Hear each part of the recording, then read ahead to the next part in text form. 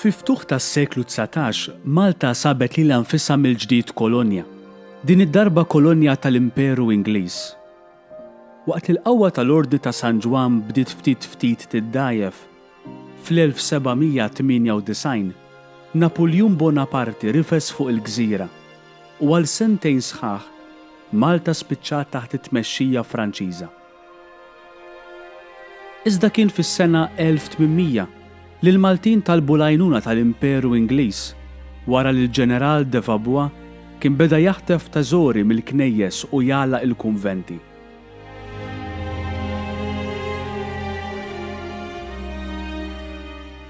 Il-post ġeografiku ta' Malta kien wieħed importanti ħafna l-Imperu Ingliż. Bil-portijiet naturali u kennija tagħha għamluha faċli li Malta ssir bażi navali għall-Imperu.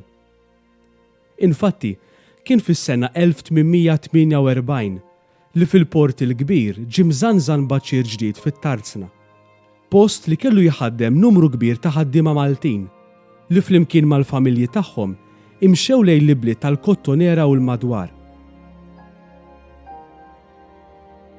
Mas-46% tal-popolazzjoni Maltija li sal-1880 kienet tammonta għal 155,000 persuna, kienet toqgħod ġewwa l-Belt Valletta, il-Furjana, il-Birgu, Bormla, l-Isla u l-inħawi tal-madwar bħal Marsa, Ħamrun, Santa Venera u Ħal-Qormi.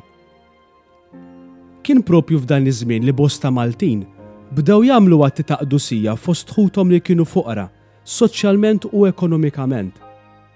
Fosthom insibu lil Fraddigu li ħadem favur id-dinjità ta' nisa prostituti, il-morda, il-fuqra u l-orfni, minkejja li bosta drabi ġie meddet saħansitra bħajtu stess.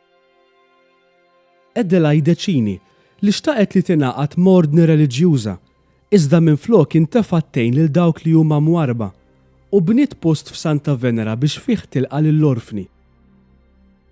Vincenzo Buġeja li kien sinjur kbir u nefaq ħafna minn ġidu biex jibni post ta' kenna tfajlit foqra f'Santa Venera u tal-kontribut tiegħu fil-politika Maltija.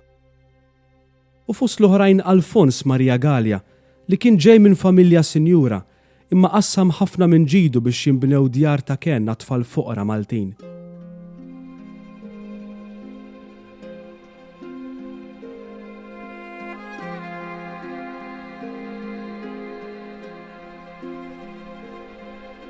Fost il-familji Beltin li kienu jgħixu lejn tmiem is-seklu 19 kien hemm il-familja Preka.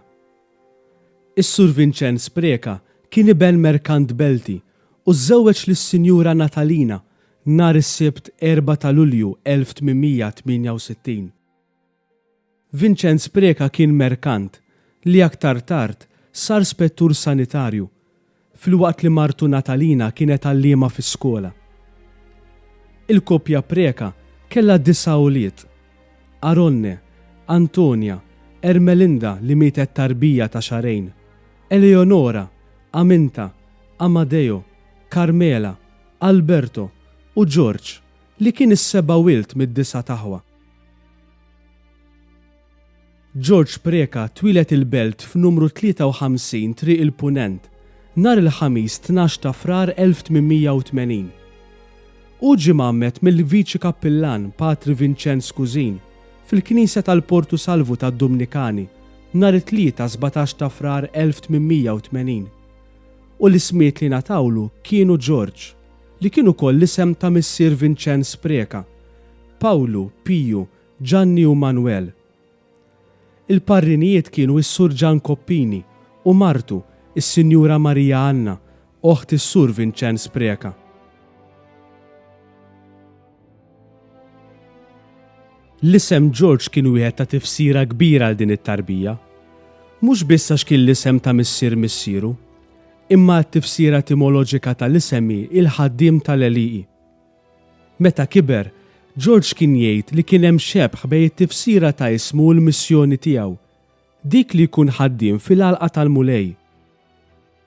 Kien tassew kull kliem li qal l-għalliem ta' din it-tarbija, dun Erkolemon Palaw meta qallu: Preka, inta tikber u nies li jirrispettaw il-Alla jidħlu fil-familjarità miegħek u inti magħhom. Inta tissib xortik permezz tagħhom u huma tisibu xortihom permezz tiegħek. B'mod li tista' tgħid mal-profeta David, il-kejl tani art li taxxa u messni sem tas-sew għal qalbi.